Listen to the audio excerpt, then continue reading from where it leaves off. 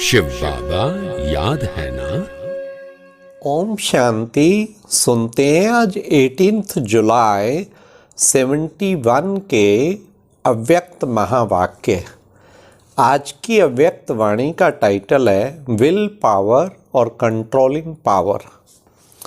आज की मुरली में बाबा ने विल पावर कंट्रोलिंग पावर दोनों की धारणा के लिए मुख्य क्या याद रखें। फिर बाबा ने तीन संबंध के तीन रूप कौन से याद करने हैं। तीन संबंध बाबा के मुख्य जो हैं उसके कौन से तीन रूप। फिर प्यारे बाबा ने कहा कर्मों व संकल्पों का खाता कैसे क्लियर करना है। और लास्टली बाबा ने इसी मुरली में चक्रवर्ती राजा कब बनेंगे। तो सुनते हैं 18 जुलाई 71 के अव्यक्त महावाक्य विल पावर और कंट्रोलिंग पावर। अपने अंदर विल पावर और कंट्रोलिंग पावर दोनों ही पावर्स का अनुभव करते हो, क्योंकि अपने पुरुषार्थ के लिए व अन्य आत्माओं की उन्नति के लिए ये दोनों ही पावर्स अति आवश्यक हैं। अगर अपने में ही कंट्रोलिंग पावर और विल पावर नहीं है तो औरों को भी विल कराने की शक्ति नहीं आ सकती। औरों की जो व्यर्थ संकल्प व व्यर्थ चलन अभी तक चलती रहती है वो कंट्रोल नहीं करा सकते हैं। विल पावर नहीं रहती। विल पावर अर्थात जो भी कुछ किया संकल्प वाणी द्वारा व कर्म द्वारा वह सभी बाप के आगे विल अर्थात अर्पण कर दे।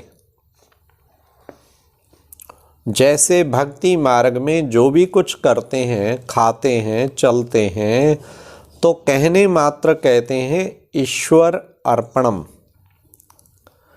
लेकिन यहाँ अभी समझते हैं कि जो भी किया वह कल्याणकारी बाप के कल्याण के कर्तव्य प्रति विल किया। तो जितना जितना जो कुछ है वह अर्पण करते जाएंगे तो अर्पण में दर्पण बन जाता है। बाबा तेरे अर्थ बस बाबा को विल करते जाओ। जिसको अर्पण किया, जिसके प्रति अर्पण किया वह साक्षात्कार ऐसे अर्पण से स्वतः ही सभी को होता है। तो अर्पण करके दर्पण बनने का पुरुषार्थ यह हुआ कि विल पावर चाहिए और दूसरा कंट्रोलिंग पावर चाहिए। जहाँ चाहें वहाँ अपने आप को अर्थात अपनी स्थिति को स्थित कर सकें। ये है कंट्रोलिंग पावर कि खुद का खुद पे कंट्रोल है। ऐसे नहीं कि बैठे अपनी स्थिति को स्थित करने के लिए बाप की याद में और उसकी बजाय व्यर्थ संकल्प व डगमग स्थिति बन जाए। यह कंट्रोलिंग पावर नहीं है। एक सेकंड से भी कम समय में अपने संकल्प को जहां चाहें वहां टिका सके।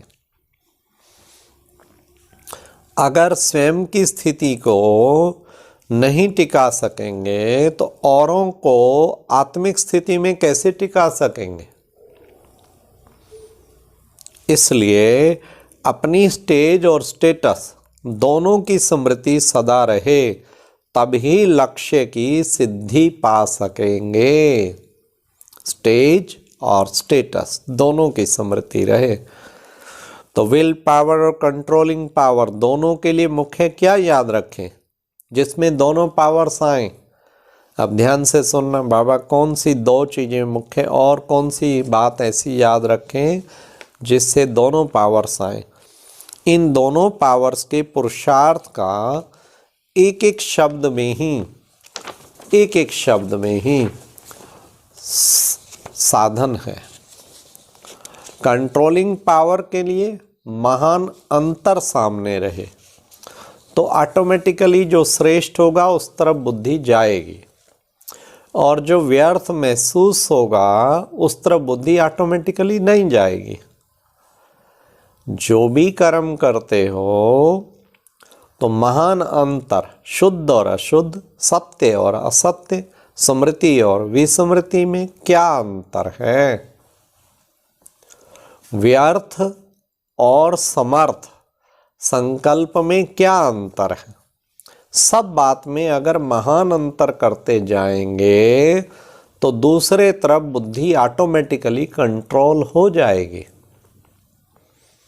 और विल पावर के लिए फिर क्या है? ये तो कंट्रोलिंग पावर का बताया तरीका। विल पावर के लिए है महामंत्र। अगर महान अंतर और महामंत्र ये दोनों ही याद रहें तो कभी बुद्धि को कंट्रोल करने के लिए मेहनत नहीं करनी पड़ेगी।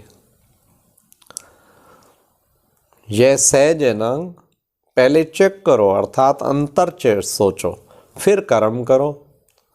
अंतर नहीं देखते, अलबेले चलते रहते, इसलिए कंट्रोलिंग पावर जो आनी चाहिए ना वे नहीं आती। और महामंत्र से विल पावर ऑटोमेटिकली आ जाएगी, क्योंकि महामंत्र है ही बाप की याद, अर्थात बाप के साथ, बाप के कर्तव्य के साथ और बाप के गुणों के साथ सदैव अपनी बुद्धि को स्थित रखना। तो महामंत्र बुद्धि में रहने से, अर्थात बुद्धि का कनेक्शन पावर हाउस से होने के कारण विल पावर आ जाती है। विल पावर तो तब आएगी ना जब कनेक्शन पावर हाउस से होगा।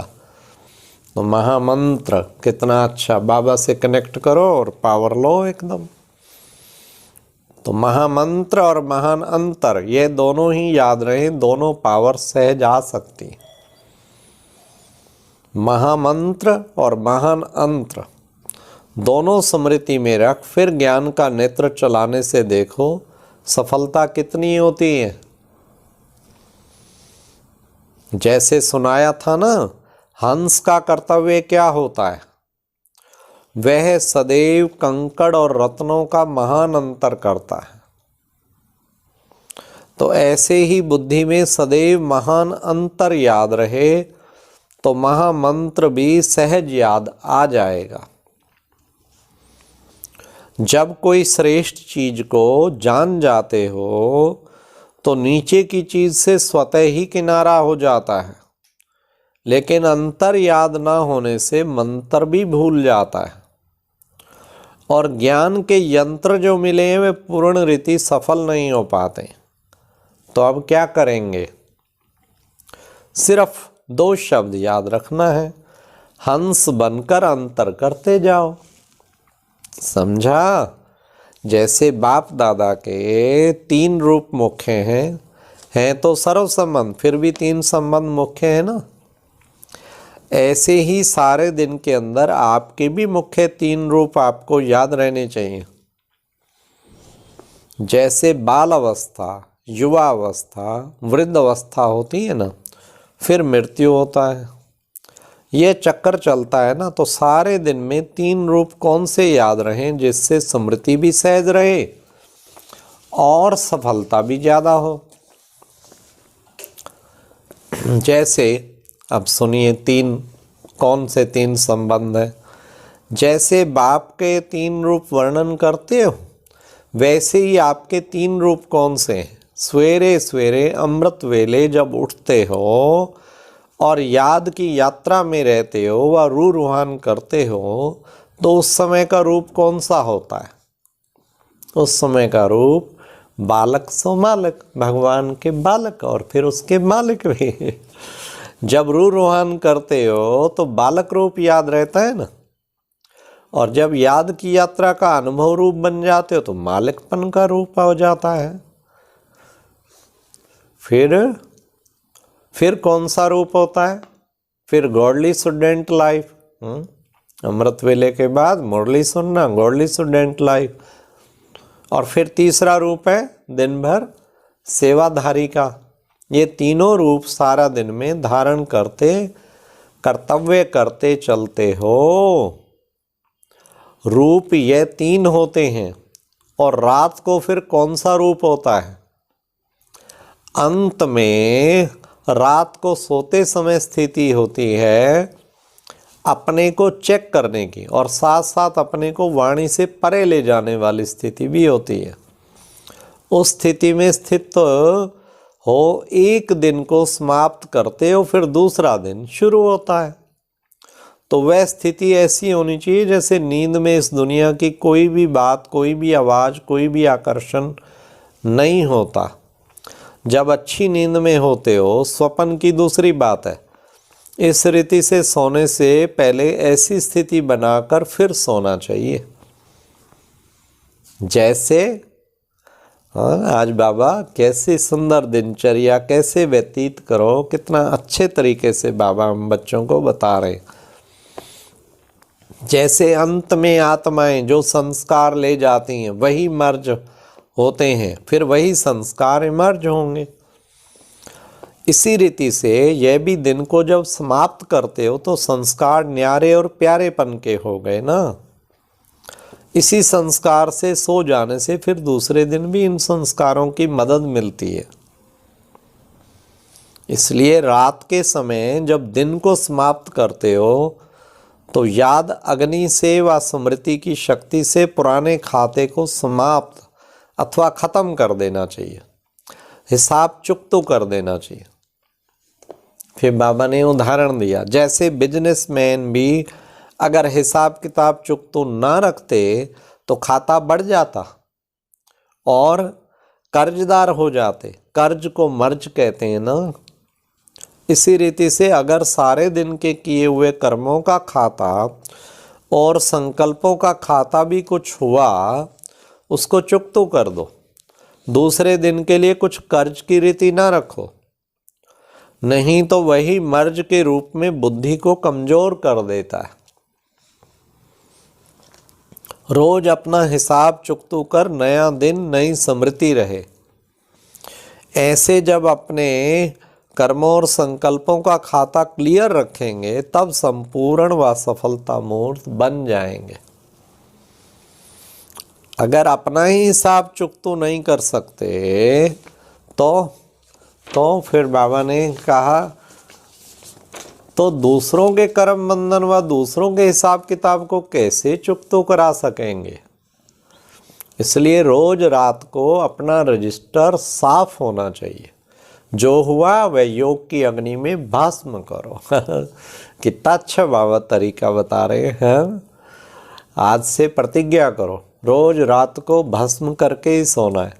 जैसे कांटों को भस्म कर नाम निशान गुम कर देते हो ना, इसी रीति अपनी नॉलेज की शक्ति, याद की शक्ति, विल पावर, कंट्रोलिंग पावर से अपने रजिस्टर को रोज साफ रखना चाहिए, जमा ना हो। एक दिन के किए हुए व्यर्थ संकल्प व व्यर्थ कर्म की दूसरे दिन भी लकीर ना रहे, अर्थात कर्जा नहीं रहना चाहिए। बीती सो बीती, फुल स्टॉप। ऐसे रजिस्टर साफ रखने वाले व हिसाब किताब चुकतो करने वाले सफलता मूर्त सहज बन सकते हैं। समझा? सारे दिन का चेकर बनना।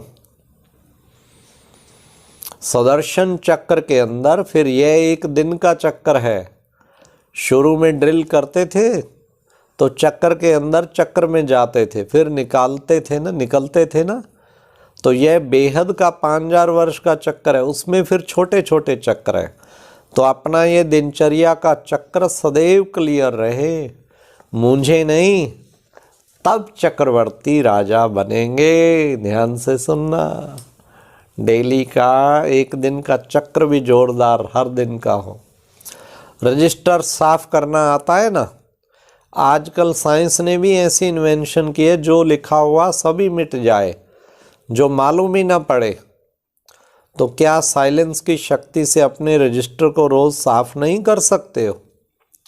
इसलिए कहा हुआ है कि बाप के प्रिय व प्रभु प्रिय व देवी लोक दोनों के प्रिय कौन बन सकते?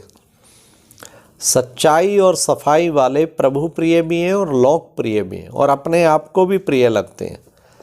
सच्चाई सफाई को सभी पसंद करते हैं। रजिस्टर साफ रखना यह भी सफाई हुई ना। और सच्ची दिल पर साबराजी हो जाता है, अर्थात हिम्मत और याद से मदद मिल जाती है। अच्छा, ओम शांति। और अब यह एक बहुत अच्छी वीडियो भी जरूर देखें।